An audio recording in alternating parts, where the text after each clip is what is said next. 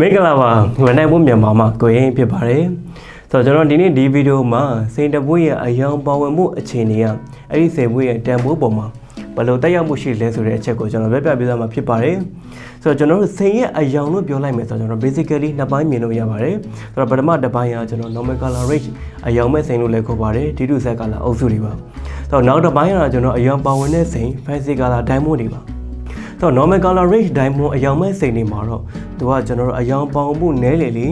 ပိုပြီးရှားပါပြီးတော့ပိုပြီးတန်ဖိုးကြီးလေပဲဖြစ်ပါတယ်ဆိုတော့ဒီနေရာမှာကျွန်တော်ယတနာတစ်ခုကိုသတ်မှတ်တဲ့ value factor တွေဆိုတော့ကျွန်တော်ပြောပြပေးခြင်းပါတယ်ဆိုတော့ယတနာတစ်ခုဖြစ်ဖို့ဆိုရင်ねပထမဆုံးချက်ကျွန်တော်ဘာဖြစ်ရမလဲဆိုတော့လှပရပါမယ်ဟုတ်ပါတယ်ကျွန်တော်လူသားတွေယတနာလို့သတ်မှတ်တဲ့အရာတွေအားလုံးကိုကျွန်တော်လက်ကြည့်လိုက်မယ်ဆိုလို့ရှိရင်လှပတယ်ဆိုတဲ့စကားထက်ပိုပြီးလေးနဲ့တဲ့အတိတ်ပဲကိုစီနဲ့ရှိတဲ့အရာတွေပါမယ်ဆိုတော့နောက်တစ်ချက်အနေနဲ့ကျွန်တော်လှပတဲ့အပြင်မှာရှားပါပါမယ်ဟုတ်ပါတယ်ကျွန်တော်လှတိုင်းလဲယတနာမမြည်ပါဘူး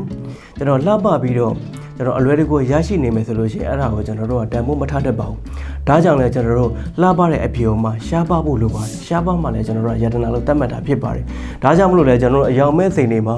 အယောင်ပေါင်မှုနဲလေလေအဲ့ဒီစိန်ကပိုလှပပြီးတော့ပိုပြီးရှားပါတဲ့အတွက်ကြောင့်ပိုပြီးတန်ဖိုးကြီးလေလေပဲဖြစ်ပါတယ်ကျွန်တော်တို့ပြင်မဲ့ကျွန်တော်အယောင်ပေါင်ဝင်တဲ့စိန် fancy color diamond တွေမှာကျတော့သူကတော့ပြောင်းပြန်သူအယောင်ပေါင်မှုများလေလေအဲ့ဒီစိန်ပွင့်ကပိုရှားပါပိုလှပပြီးတော့ပိုပြီးတန်ဖိုးကြီးလေလေပဲဖြစ်ပါတယ်စိန်တပွင့်ရဲ့တန်ဖိုးကိုသတ်မှတ်ပြီးရဲ့နောက်တစ်ချက်ကတော့ကျွန်တော် certificate တွေပဲဖြစ်ပါတယ်ကျွန်တော်ဒီ without certificate လို့ခေါ်တဲ့ certificate မပါတဲ့စိန်တပွင့်ဟာကျွန်တော်အားလုံးသိပြီးသားဖြစ်တဲ့ GIA လိုမျိုး certificate ပါတဲ့စိန်နဲ့ရှင်မယ်ဆိုလို့ရှိရင်အဲ့ဒီစိန်ပွင့်ကပြန်မြန်အဖြစ်30%တော့ဝင်ကျင်တော့သေးသက်သာလေးရှိပါတယ်ဒါကြောင့်လည်းကျွန်တော်တို့စိန်တပွင့်ရဲ့အယောင်ကိုသတ်မှတ်ပေးတဲ့ certificate ဆိုတာအဲ့ဒီစိန်ရဲ့တန်ဖိုးကိုဓာတ်ရိုက်တက်ရောက်နေတဲ့အချက်လည်းဖြစ်ပါတယ်ဆိုတော့အကျိုးရှိမယ်လို့ယုံကြည်ပါတယ်ဒါတော့ကျွန်တော် Grand Diamond ကတင်ဆက်တဲ့ Basic Diamond Color Series Episode 10စိန်တပွင့်ရဲ့အယောင်ပါဝင်မှုနဲ့တန်ဖိုးဆိုတဲ့အချက်ပဲဖြစ်ပါတယ်ကျွန်တော်ဒီဗီဒီယိုမှာကျွန်တော်ယတနာဆိုတာကိုပြောရင်းနဲ့ယတနာတစ်ခုကိုသတ်မှတ်တဲ့ value factor ကိုကျွန်တော်နှစ်ချက်ပြောခဲ့ပါတယ်ဒါအပြင်ကျွန်တော် value factor တစ်ချက်ကြံပါသေးတယ်ဆိုတော့အဲ့ဒီချက်ကဘာများဖြစ်မလဲလူချင်းမတို့နေနဲ့ကျွန်တော် comment မှာဝင်ရောက်ဆွေးနွေးပေးသွားလို့ရပါတယ်ကျွန်တော်လည်းအဖြေကိုပြန်ပြောပြပေးပါမယ်ကျွန်တော် Grand Diamond မှာတော့စိန်တယ်ကလာအဆင့်ပေါင်းစုံစိုက်ပေါင်းစုံအပြင်ဟိုမှာ